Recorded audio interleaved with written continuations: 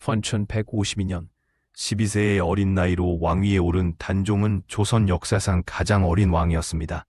그의 나이로 인해 왕권은 극도로 불안정했고 조정은 실권자들과의 권력 다툼으로 혼란스러웠습니다.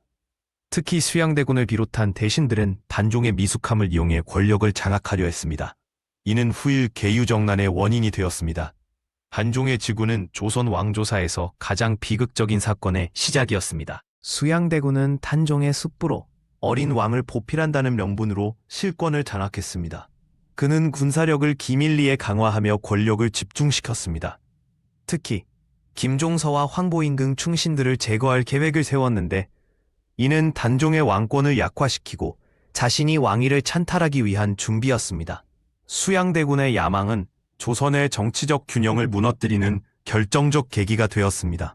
1853년 수양대군은 계유정난을 일으켜 김종서와 황보인 등 간대파 대신들을 제거했습니다. 이 정변은 밤중에 은밀히 실행되었으며 피해 숙청으로 이어졌습니다. 수양대군은 이 과정에서 군사력을 동원해 정적들을 무자비하게 처형했고 단종의 측근들을 완전히 제거했습니다.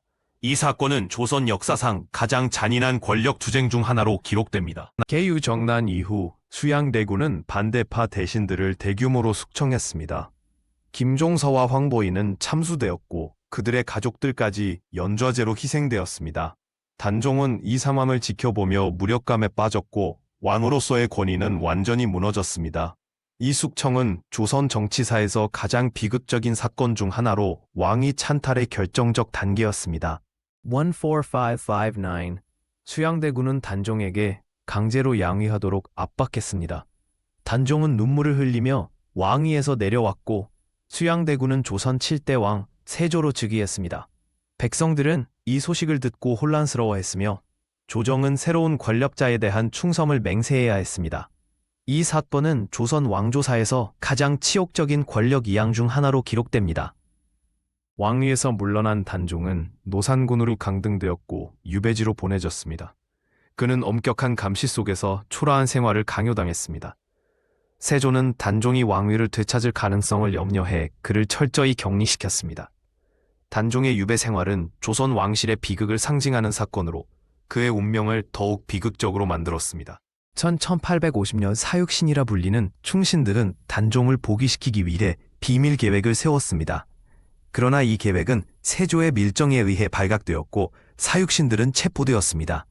이 사건은 세조에게 단종의 존재 자체가 위협이 된다는 사실을 깨닫게 했고 결국 단종의 죽음으로 이어지는 결정적 계기가 되었습니다. 1857년 세조는 단종을 사사하라는 명령을 내렸습니다. 단종은 유배지 영월에서 독약을 받아들이며 조용히 생을 마감했습니다. 그의 죽음은 조선 왕조사에서 가장 비극적인 순간 중 하나로 어린 왕의 비참한 최후를 상징합니다. 세조는 이로써 왕위에 대한 모든 위협을 제거했다고 생각했습니다. 사육신은 체포된 후 참수되었고 그들의 가족들도 연좌제로 희생되었습니다. 세조는 이 처형을 통해 자신의 권위를 과시했으며 모든 반대 세력을 완전히 숙청했습니다. 이 사건은 조선 역사에서 충신의 비극으로 기억되며 세조의 권력 공고화를 상징합니다. 세조는 왕위 찬탈을 정당화하기 위해 다양한 업적을 강조했지만 단종의 죽음은 여전히 비극으로 기억됩니다. 후대 사가들은 세조의 강압적 통치를 비판하며 단종을 순교자로 추모했습니다. 이 사건은 권력과 정의의 대립을 상징하며 조선 역사에서 가장 논쟁적인 순간 중 하나로 남아 있습니다.